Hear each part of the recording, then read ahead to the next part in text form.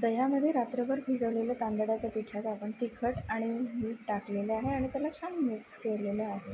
आता एका ताटावर तेल लावून घेऊया आणि त्याला छान पसरवून घेऊया आणि त्यामध्ये आपण आता तांदळाच्या पिठाचं जे बॅटर आहे ते पसरून घ्यावं. आता ते पसरवलेलं आहे आपण. आता त्यानंतर एका कढईमध्ये पाणी गरम करायला ठेवून द्यायचं आहे. त्या पाण्याला उकळी आल्यानंतर आपण ते ताट त्या कढईमध्ये ठेवूया. आता ते ताट छान वाफ काढून घेऊया त्या ताटाची. त्यावर आपण झाकण ठेवूया सर्वप्रथम आणि किमान 10 ते 15 मिनिट आपण त्याला शिजवूया. जसं की तुम्हाला दिसत आहे आता जे आपलं सारण आहे ते छानपैकी शिजलेलं आहे. चाकू टाकून बघितला होता आपण आणि त्याला काहीच लागलेलं नाही आहे, क्लीन आलेलं आहे. आणि त्याला थोडंसं थंड होऊ द्यायचं, थोडे काठ सुटू द्यायचे. जर आणखी थंड झालं तर ते त्याचे काठ पण सुटून जातात.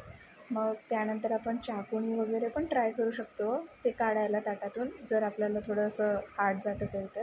तर आपण असं बघत आहे की व्हिडिओमध्ये आपण ते ताटातलं काढलेलं आहे. छान असं स्पॉन्जी झालेलं आहे. हा ॲक्च्युली याचे पापड बनत असतात, पण असं त्याला आपण ढोकळ्याच्या तडक्यासारखं पण खाऊ शकतं, ढोकळ्यासारखं. तर आपण कढईमध्ये तेल घेतलेलं आहे.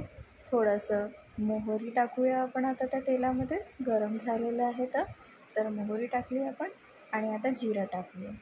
त्यानंतर आपण त्यात हिरवी मिरची टाकूया आणि छान परतवून घेऊया. त्यात कढीपत्ता, मग नंतर थोडंसं हिंग आणि मीठ चवीप्रमाणे आपण टाकूया.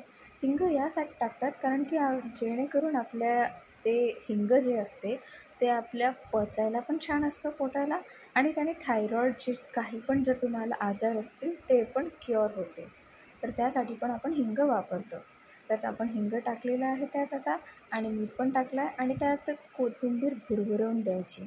जेणेकरून काय होते, जे आपलं काय म्हणतो आपण त्याला तडका असतो तर त्या तडक्याला छान एक चव लागते आणि कोथिंबीर अशी काळी पण होत नाही.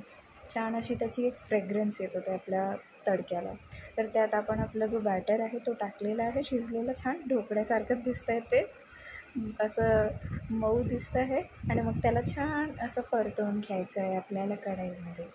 तर जसं की तुम्ही बघू शकता, हे बघतानाच मी इथे व्हॉईस ओव्हर जरी करत असली पण माझ्या तोंडात पाणी सुटलं आहे.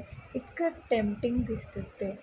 दिसायला असं वाटेल तुम्हाला की ते उपमाच आहे की काय किंवा व्हाईट ढोकळा आहे, बट ते खूप टेस्टी लागतं खायला. तर तुम्ही सर्व नक्की ट्राय करा आणि कमेंट्समध्ये सांगा मला की तुम्हाला ही डिश कशी वाटली आहे. थँक्यू.